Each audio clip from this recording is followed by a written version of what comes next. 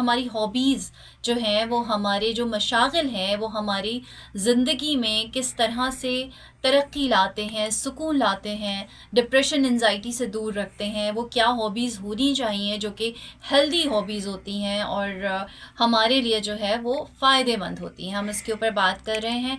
और हमने बात की बुक रीडिंग के हवाले से, हमने गार्डनिंग के हवाले से भी बात की कि और बहुत सारी हॉबीज़ हैं। कुछ लोग म्यूज़िक सुनते हैं, कुछ लोग किताब पढ़ते हैं, कुछ लोग गार्डनिंग में बहुत तवज्जो देते हैं, कुछ लोगों को घर में जो है कुकिंग का शौक़ बहुत होता है।